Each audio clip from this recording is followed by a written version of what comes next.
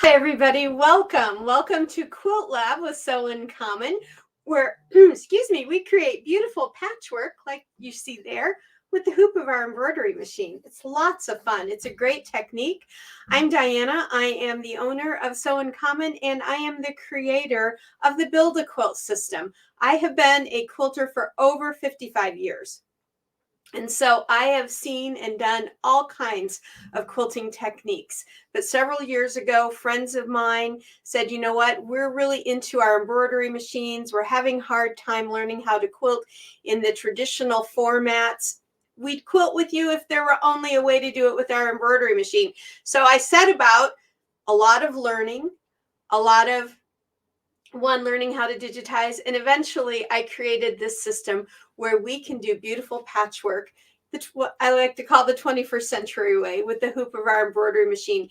And today on Quilt Lab, we are actually doing part 3 of our Lucky Charm series. We started off on Wednesday workshop. So this has kind of gone Wednesday workshop. It was Friday was Wednesday workshop part 2, and now today is Quilt Lab part 3. So we started out on Wednesday learning how to make the leaves of our clover blocks.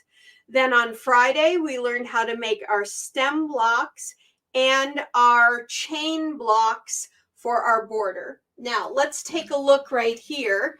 This is my original design that was all done with traditional piecing about 6 years ago, maybe 5-6 years ago.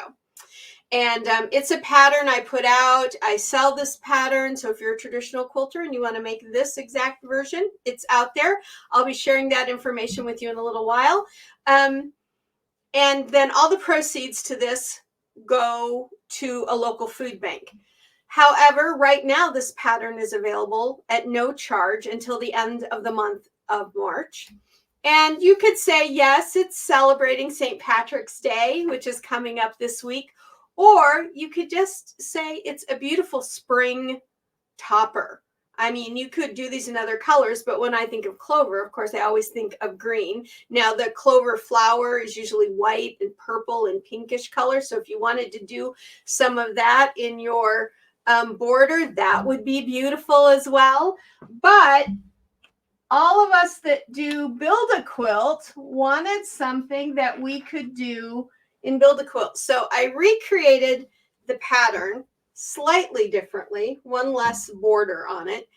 And here it is. This is our Lucky Charm Build a Quilt topper. Didn't it turn out great? I love it. So you see here are our 4 clovers. Now, again, with this one, if you wanted something more for spring and not specifically for St. Patrick's Day, that would be fine. Do your borders in like pinks and purples and whites. That could represent the clover flower, would be beautiful. But your clovers really should be in different greens. This is a great way to go through your stash and get out all your green fabrics, because, you know, I was thinking about it. We don't use just flat out green fabric a lot. We do it here and there for pieces, but you don't see a lot of just all green quilts and things like that. But for this, it's perfect. So you have 4 different greens for your clovers. Those 4 colors also end up being your double chain blocks that make up your borders and your sashing.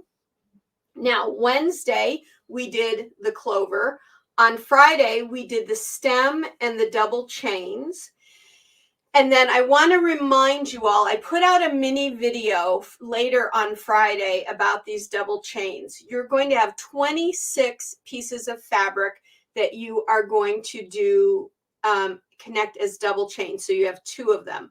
However, the very last 2 pieces that you have, do them as singles, because you need 7 for the top border and 7 for the bottom border. And if you do them as doubles, you just have to, if you've already done them as doubles, you didn't see that video, I apologize, that's fine. Just take and pick it out and use them as 2 singles, okay? Now, at the end of our chat here, I'm going to have 2 little videos for you. One of them is all about layout and putting this together, because that's our final step. That's what today was about. And then also in the last video, I shared with you, actually, I think it was the video for Riley Blake this week, which was Thursday. I shared with you to use, if you're having trouble getting like these little leaves and things together so they match up, which you shouldn't be having that much trouble. But if you are, there is a method I like to use, the pin method. I didn't come up with it. It's been around forever and a day, but it works perfectly with this system. I had my husband film just my hands so that you could see me using the pin method and sewing the pieces together for 2 sets of the double chain blocks.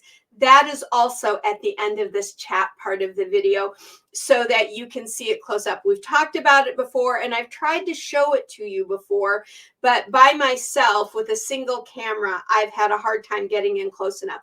But he got in there so that you could see it better. So that is at the end. I'm also going to post that little piece as a mini video, probably tomorrow. Or maybe later today, but because I want you to be able to like go to it whenever you want it. It's one you could kind of download. If you download some of the videos to keep in your YouTube so you can go to them quickly, then that's one you might want to do, especially if you're new to quilting of any technique or the build a quilt method. So, but this is how it turned out. Now today, I want us to talk a little bit about how we would quilt this as well. Okay, just wanted to get my other camera ready, but I wanted to talk about quilting because with my original Lucky Charm block topper that I did years ago, I used a Kimberbell quilting design, and it's called, I think it's called St. Patrick's Day 1 or something like that, and it's just big 4-leaf clovers and little 4-leaf clovers, but it's perfect. But I wanted to take you, I went to look at their website to see if they even still create it. And so, and have it, and they do. So let's take a look at that. So here we are at Kimberbell's website, was just kimberbell.com. And I go over here to products and I go to background quilting. Now I should say, I am not supported or involved or being paid to show you these at all, but I just thought these are some designs that might help you. And then I went down here to block by block, and let's just give it a second to come up here. Their website can be a little bit slow sometimes. There we go. Now I could just have gone through looking, but I just came over to their search bar and put in St. Patrick's Day. And look what comes up here. They have 3 different St. Patrick's Day ones. So here's the first one. Let's bring it up. And that is, hang on, you're not seeing this. There you go. Now you're seeing it. Sorry, guys. So go to kimberbell.com, then go to products, and then go down to their block by block, and it'll bring this up for you. So sorry about that. But look, you can see this is what I used. It's called St. Patrick's 1, and it's small and big 4-leaf clovers that are made out of hearts. It's super cute. That's what I use. Now, their sets, you get a ton of files. Let's look. You get all of these sizes and all of these files. That's a lot. And I think their sets are $12 a set. It's well worth the money. Well worth the money. You can use them over and over and over again, of course, and you get all of these sizes. And remember, we've talked about before that with that little piece of software I've shown you, you could do some resizing, a little bit of resizing if you want. And I've got a mini video coming out to talk more about resizing in the next few days. But that's coming. I don't know if it'll come this week or in a couple of weeks, but I've got that on my schedule to show you all. So that is Kimberbell St. Patrick's 1. Now, let's see. I have to go back in here. Yeah, you can see my cart. I've got a couple in my cart right now. I've got an Easter one, and I've got one of these other St. Patrick's ones in here as well that I really like. So here, St. Patrick's 2. Let's get this one to come up. This is the small and large clover as well, but it also has these ferns in them. So if you're somebody who really likes the little fern look and things, that could be pretty. Yeah, that could be really pretty.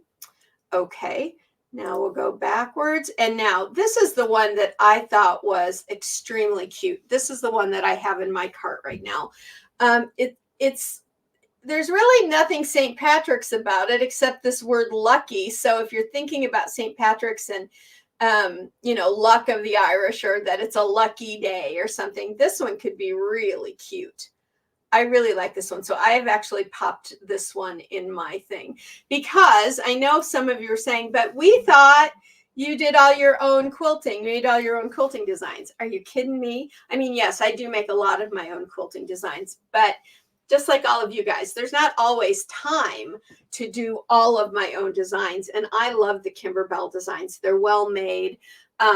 There are lots of others out there, and I've shared some of those other places with you before. So wherever you get your quilting designs, if you create your own quilting designs, bravo, that's great. That's awesome. But any of those, if you want the idea of St. Patrick's Day, would work out well, because this is the important part of what I want to talk about in regard to quilting. I'm going to quilt each one of my clovers in a single design. And then what I thought I might do is then choose a design for my sashings and my borders and do those same design for those, but different from whatever I do in the clover. So I don't know if I'm going to use the Kimberbell designs yet. I haven't really decided. I might create my own this time. I don't know, but I wanted to show those to you guys because they're easy. If you just want to get this done and be done, and you want something with clover, that look, they have those great 3 designs that I think you'll really like. So in our layout section, we'll go over all of this. The borders, the double chains, and the stem blocks, that's Wednesday, or that was Friday, and then the clover leaves were Wednesday. So at the end of this video, I'm going to link Wednesday and Friday's videos so you can see all 3 parts together.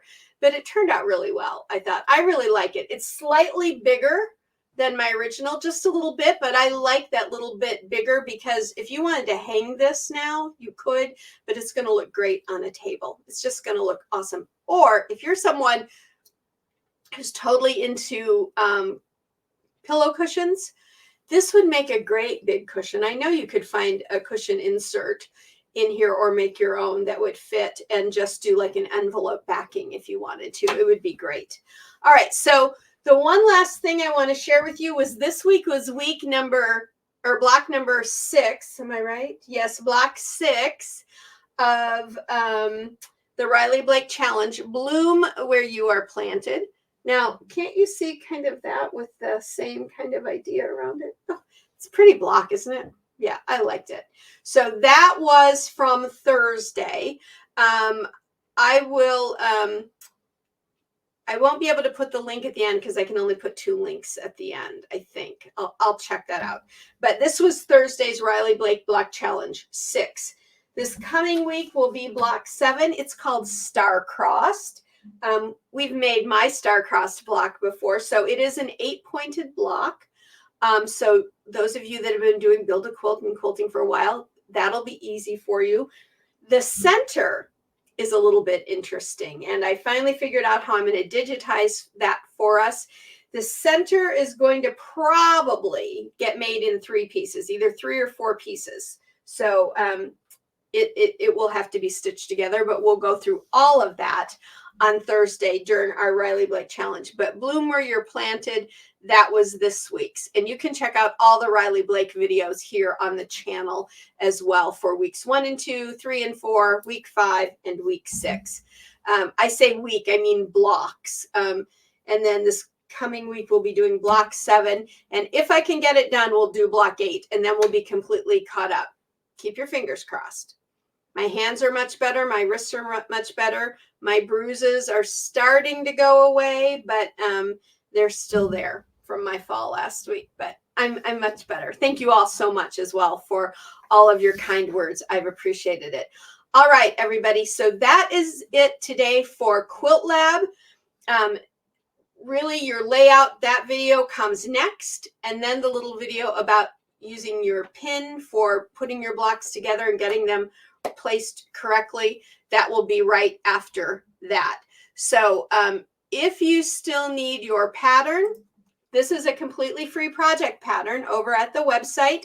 You can also get your free Build a Quilt Riley Blake blocks over there. And until the end of March, you can get the free original traditional quilting methods Lucky Charm. After on April 1st, this one will go back to being a $5 pattern because I still give those proceeds to the local food bank. Sorry, I got something in my eye.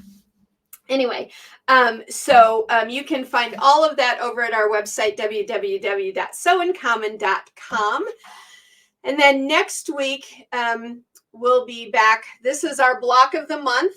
It's available, comes in 3 sizes. All that pattern information, the pattern set is $7.95. It can be found at the website as well.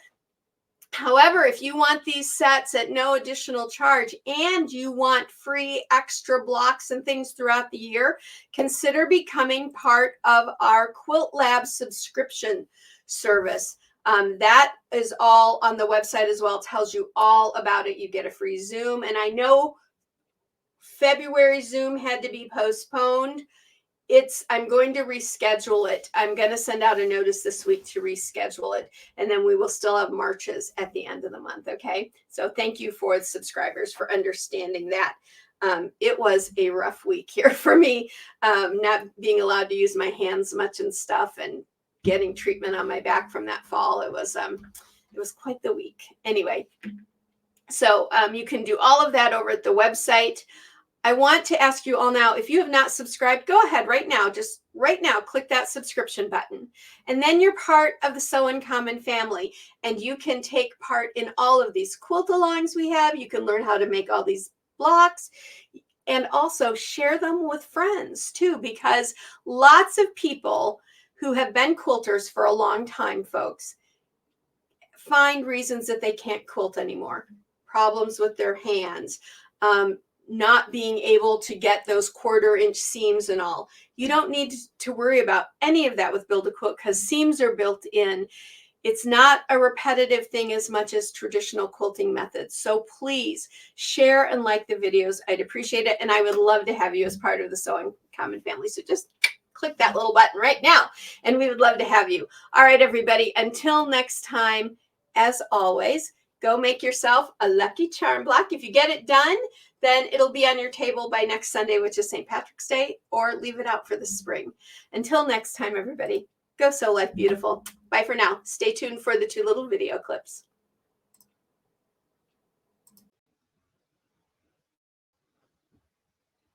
Okay, everybody, here we are at the cutting table, and I have our layout ready for us. Isn't this going to be gorgeous? Oh, I love it. I have to say, this is ending up a little bit bigger than the original, which I love. I always thought the original was more for a small table, but this could easily go on a dining table or any kind, or you could hang it. It's going to be large enough you could easily hang it as a little wall hanging. So I love how it's turned out. Okay, so here are our 4 clover blocks. Now, all I did when I put them together is I put them together as 4 patches. So I put the top 2 together, the bottom 2 together, and then sewed the 2 sides together. That's the back. I haven't washed out my stabilizer yet. So I did that for all 4. And then in the layout, what I did, because I very obviously had 2 darker and 2 lighter greens, so I did dark, light, dark, light. And with my 2x2 double chains, as you can see, I ended up with a dark double chain and a light double chain. So what I did here is I laid them out light, dark. And then here in this first corner along the bottom is my single. And then my other single one is right up here in the corner. And so what I did was light, dark, light, dark, light, dark, dark, light, dark, light, dark, light, dark. And what I made sure to do is, um, okay, let's look at this one right here. You see, this is the fabric with the little stars. So the light one bumps up against that. So instead of having it like this, where the fabric is the same, I made sure to flip it so that the light that's touching it is the other light. And like right here, this, if I put it like this, I'd have the same two greens touching, dark greens. So I flipped it to make sure that the two different greens were touching instead. And I made sure to do that throughout the layout of the piece. And it was really rather simple because once you start doing it that way, if you just kind of keep following it, it ends up to be okay. Now, if you have decided to use more than 4 greens in your double chains, say, like I think we talked, maybe you had 12 different greens you wanted to use. Yes, great. That would be awesome. Then at 12, you're going to have 26 blocks in your double chains. So you would have at least, you'd have two of each and um, three of two of them, that kind of thing to make your 26. So you could really, I mean, you could really play with that layout. But if you're using how I uh, showed you and what I recommended, the 4 fabrics from the Clover, then that's how I did the layouts. Ended up with my lights together and my darks together.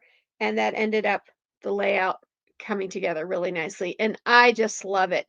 So once I have my 4 clovers together into 4 patches, then I laid it out because the layout will then dictate to me how I put these double chains together. So now I'll start sewing these together, and you can sew the 2 that go in the center together first if you like, and then sew um, uh, the ones on the side.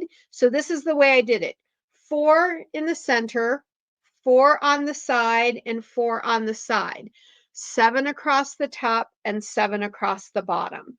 That's how I laid it out. So I'm going to sew these together, and I'm going to sew those together, and those, and these here in the center. Now, once I have all of that done, you're going to have a strip here and a strip here. So what I want you to do once that's done is I want you to sew your top and bottom clovers together on each side, and then take those and sew them to the center set of your double chains. Then sew on your side double chains, and then sew on your top and bottom double chains, and then you're ready to decide how you're going to wish to quilt this. Now, I will tell you that Kimberbell Designs, on their website, they, I don't know if they still do, but I suspect they do. I don't know that they've gotten rid of any of their design patterns for quilting. They have a clover design pattern. In fact, I believe it's the pattern I used on um, my original piece that inspired the Build a Quilt version. So if that is the case and you want to use clovers and keep that kind of St. Patrick's Day look going, then go over to Kimberbell Designs and look at their quilting designs, and you'll be able to find it. And each set I know comes in multiple sizes, so you can figure out, like, do you want to do one as strips along your border, do something independently within your clovers. I probably will do something independently in the 4 clovers, and then I will probably choose the same thing for my rows of 4, and the same thing that I use in my rows of 4, I'll probably use for my upper and lower border as well. And then just go ahead and bind it how you like. Now, that original piece, I bound that with a product called Chenille It for several years ago. It's a nice fun thing to do. You just lay it across a couple strips, you sew it on, and then you rough it up and you wash it and it becomes all fuzzy. It was a cute, nice way to do that. This one I'm definitely going to bind in the traditional manner. Um, but you could do any kind of binding that you prefer. But that is our layout and how this should come together. So your blocks is 4 patches, then lay out your double chains and your 2 single blocks. And it worked out perfect that I had 1 dark and 1 light block left. Then when you're laying out your doubles, just make sure that whatever fabric is in your clover isn't directly touching one of your double chain blocks. It can be next to it, like this is obviously one away from that, but that's okay. We just wouldn't want it to be like that, because then you start to think there's different patterns and things going on. So we want that variety to be there. Right? So go ahead and do that. Then once you've laid out all your double chains, sew your 2 double chains in the center and your 2 double chains on the sides together. Sew your row across the top and the bottom. Then sew your 2 4-patch clovers together on each side. Sew those to your center double chain, and then sew the outer double chains to this. Then you're going to have these upper and bottom rows. And really at that point, you've got like that 3-row idea. Row 1, big row 2, row 3. Okay.